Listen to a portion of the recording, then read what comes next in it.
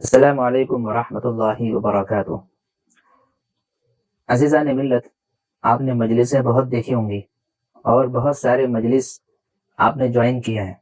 کچھ مجلسیں اور کچھ جلسہ صرف شعر و شاعری کے لیے رکھا جاتا ہے، اس میں نعت خواں آ کے نعت جو ہے بیان کرتے ہیں، نعت پڑھتے ہیں، سناتے ہیں، نظم پڑھتے ہیں۔ لیکن ان حرام خور بریلویوں کو دیکھیے، یہ اپنے جلسے میں نعت نہیں پڑھ رہے ہیں بلکہ وہابیوں کی غیبت کر رہے ہیں، وہابیوں کے متعلق انسن بک رہے ہیں۔ کیا کہہ رہے ہیں ذرا سنیے۔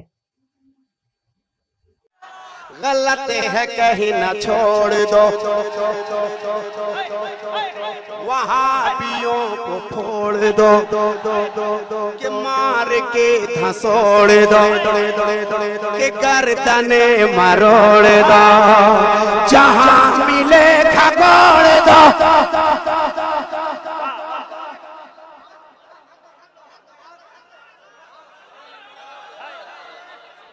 اگر آپ ساتھ نہیں رہو گے تو پتہ نہیں جلے سر تک جانے ملے گا کہ نہیں؟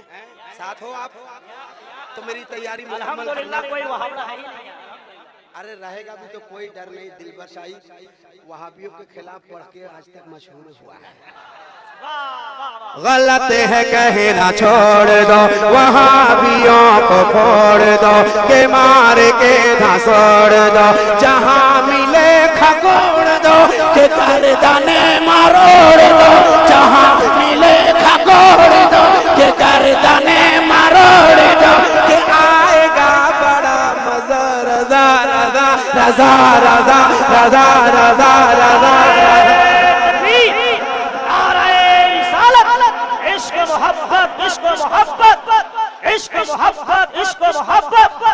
مسجد میں سوتے ہیں وہابی ایسے حال میں، مسجد میں سوتے ہیں وہابی، تبلیغ کے لیے جاتے ہیں، پڑھتے اڑتے کچھ نہیں، آتے جاؤ پھنستے جاؤ، آتے جاؤ پھنستے جاؤ، جماعت میں آؤ دماد بنو، جماعت میں آؤ دماد بنو۔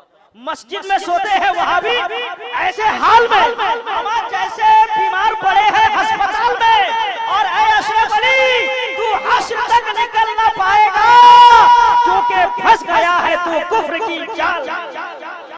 عزیزان گرامی، آپ نے سنا، یہ خبیث، یہ مردار کھانے والا جانور یہ ایسا کہہ رہا ہے، وہابیوں کی گردنیں مروڑ دو، جہاں ملے کھکھوڑ دو، پھوڑ دو، توڑ دو۔ یعنی یہ دہشت گردی پھیلا رہا ہے، نفرتیں پھیلا رہا ہے۔ یہ RSS کا ایجنڈا ہے۔ یہ صرف داڑھی ٹوپی لگا کر حقیقی مسلمانوں کو بدنام کرنے کا ایک ناکام عمل کر رہا ہے۔ حالانکہ ہونا یہ چاہیے تھا کہ اس مجلس کے اندر آپ علیہ الصلوۃ والسلام کی تعریف بیان کی جاتی، ان کی شان میں اشعار پڑھے جاتے، نعت خوانی کی جاتی، نظم پڑھا جاتا۔ لیکن یہاں پہ ایک دوسروں کے متعلق بغض اور عداوت کا اظہار کیا جا رہا ہے، وہ بھی سور میں، نعتیہ لہجے میں، تاکہ لوگوں کو پتہ نہ چلے کہ ہو کیا رہا ہے یہاں پہ۔